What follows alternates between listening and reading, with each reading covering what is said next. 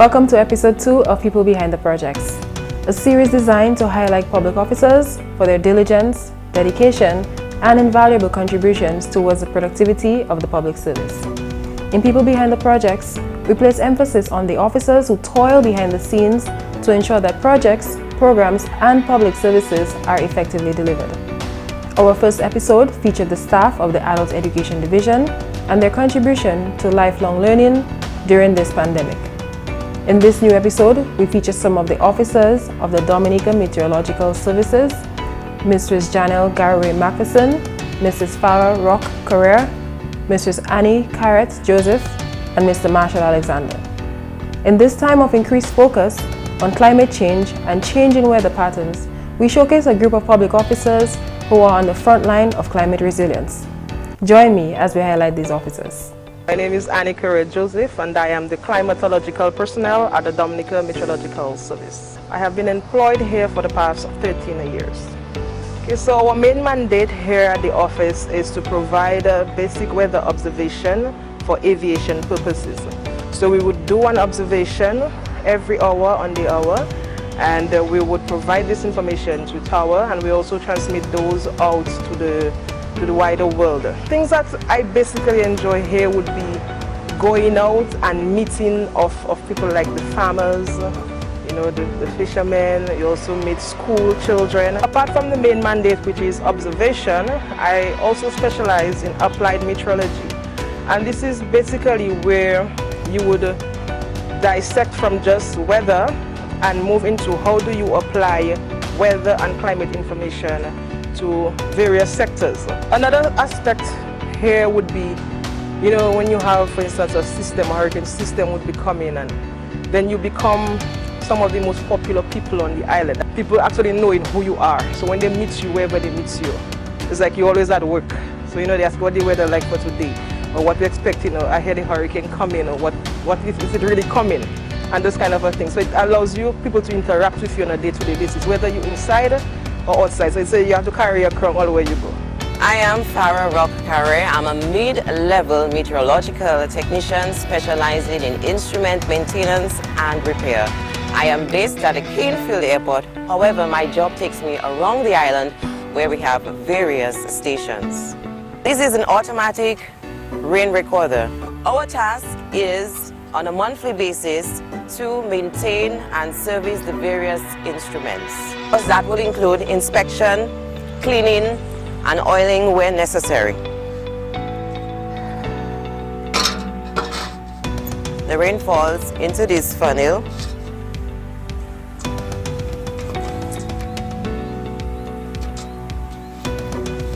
Enters through here, and this, see it's moving, would tip either on this side or that side. My name is Janelle Garraway Macpherson. I work as a mid-level meteorological technician, specializing in instruments. I have been with the Met Office for 20 years now. This is the data logger for our automatic weather station at the Canefield Airport. It is very essential in having accurate forecasts, not just for us here, but on a worldwide scale. And monitoring, especially now that you need accurate data for monitoring of trends in the weather and to prove or disprove climate change. On a monthly basis, we come in and we download the data and we store it as a backup, so that if the logger has our own specific capacity, and so we have to come in and download that data before it overwrites. I'm happy it's raining today, that we are doing the filming, because this is all part of our job. We do our job in all kinds of weather, whether it's cloudy, sunny, rainy, thunder, lightning. So I started off as an entry-level technician. Everyone starts off as an entry-level technician, where you do observations. Yeah. But right now I am a mid-level technician. So the thing about it, I started off at that level and have moved up. So I do both observations, and also I do instrument maintenance and repair. The best part about it is going outdoors. because we get to go out in the bush, quote unquote. We get to fight with the insects, the grass and everything, so that makes it exciting. And not every day is the same. That's the best part about the job. Whether you're doing observations and or instruments, no day is the same. So that's the wonderful part about it. And also knowing too that you're making a valuable contribution to Dominica. Your job is very important. I was called into work. I was asked to work the night shift for Maria, and so at the time we were expecting a Category 2 hurricane. I was supposed to come in at 8 p.m. I decided to go in during daylight hours, and so I left home about after 3. And it was already raining a lot. Came in so that my colleague that was at work could go home, and I came in by the time we exchanged shift and she went home. It was already raining, so I had to monitor and also secure the equipment that was in the office. By the time it was 7 p.m., a colleague from another island messaged to say it was Category 5. At that point, I felt very helpless. As the evening progressed, wind and rain, thunder, lightning, and then I started having flooding in the office because the building above us had been compromised, and so the other people in the building had to come in to help me cover up and remove equipment that was still on the floor that we didn't expect to get any water from. And then I had to abandon the office by 9 p.m. To seek shelter in another part of the airport. At the point of getting the Category 5 message from a colleague from St. Kitts, the security guards at the airport, I called them in, explained to them what we were going to experience.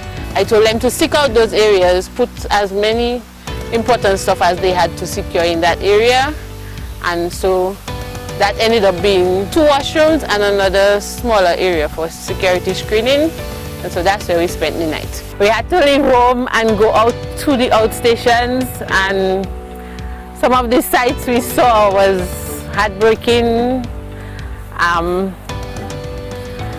The condition, people would ask us what we have to share when we went out.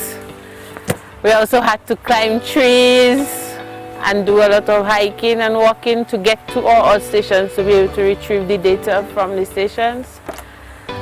So yes, it was a very fit few months after Maria for us.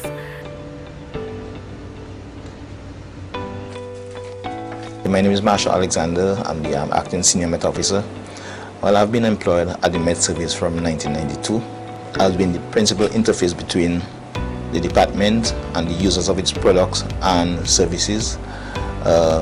Responsible for planning and coordinating and carrying out the department's programs. My experience has been very fulfilling. I mean, it's a very interesting job, but at the beginning it started off slow in terms of expertise, in terms of the whole expertise of the nomenclature of the office, because I started off as an entry-level technician, and then following that I moved up to a mid-level technician. I started the mid-level technician course in Barbados, but then I was transferred from the mid-level technician course to the senior level med technician course, which is the forecasting course. I would say the thing I enjoy about my job is being able to provide the public with information that would result in saving of lives.